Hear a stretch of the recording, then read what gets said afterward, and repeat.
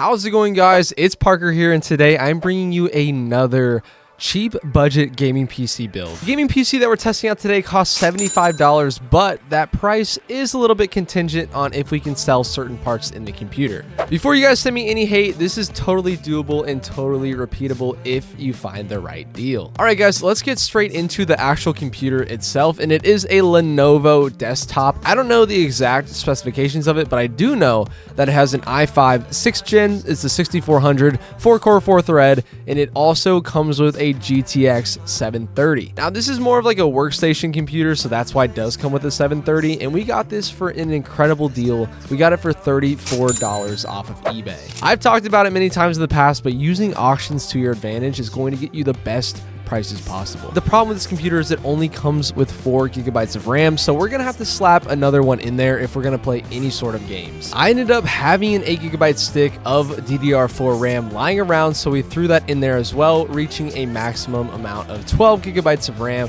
and it cost me about $10 for that single stick of RAM. Usually 12 gigabytes of RAM is not enough, but at $75, 12 gigabytes is going to have to be perfect. And for the GPU, we went with a GTX 1650, and I got this off of Marketplace a long time ago for $50, and the reason why it was so cheap compared to eBay is because this comes with a 6-pin connector, which normally does not come on the GTX 1650. This makes it kind of a less sought after card because it's not super powerful and honestly probably not the best price to performance. This computer does not come with PCIe power, so I'm going to have to use an adapter, which I do have on hand, but they cost about $3 to $5. You can get a SATA to 6-pin adapter. What's nice about this card is it only pulls 75 watts. Even with the adapter, it is totally safe because this card is going to be pulling most of its power from the PCIe slot. I know what you guys are thinking. We are definitely over the budget, but we can go ahead and sell that extra GPU that we are not going to use, and we could probably get about $25 to $30 from it on the used market.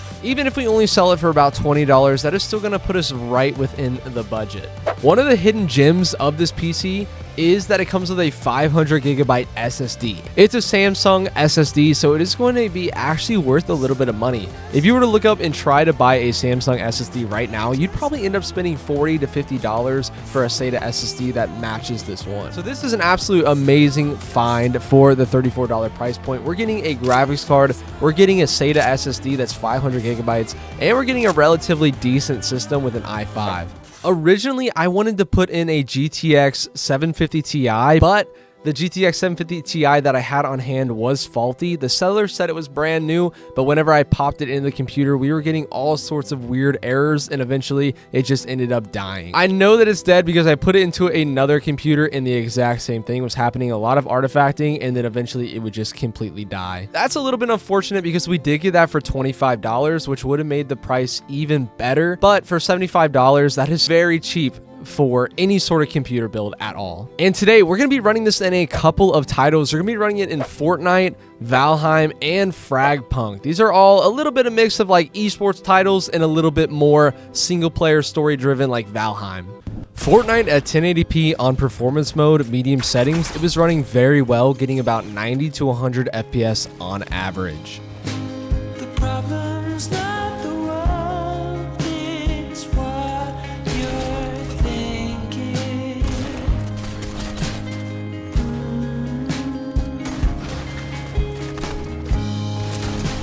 The signs of violence while your world is sinking. Valheim is a little bit more graphically demanding, but we are still getting about 60 FPS on 720p medium settings.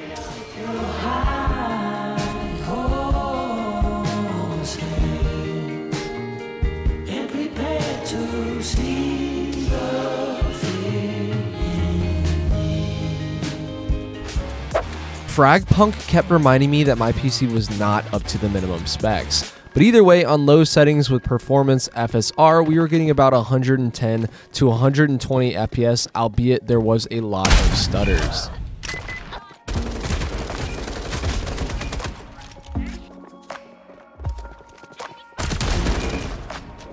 In conclusion, this computer is absolutely perfect for anybody with a $75 budget. The GTX 1650 is a little bit old, but it is going to perform very well in old CPU systems like this. It is definitely not going to be the bottleneck. The i5 is old, it still has some life in it, and as we saw, it can play some esports titles at pretty good FPS. With this build being only $75, anything above 100 FPS is going to be perfectly ideal, which is why I was super excited to see that Fortnite and Fragpunk could get around that FPS. Valheim, on the other hand, is going to be a little bit more intense and a little bit more, hard to run, but this system handles it very well at 720p. If you guys want to check out any of my other videos, I do PC builds all the time, and I'm going to start ramping them up as we start doing this PC flipping series. I know that I missed a couple of weeks, but I do work a full-time job, so it is a little bit difficult sometimes, but I actually have hired a freelance editor. I do have some members in the family that are going to start editing some videos for me, so expect a lot more videos in the future. If you guys enjoyed, make sure you like and subscribe down below, and I will see you guys in the next one. Peace out.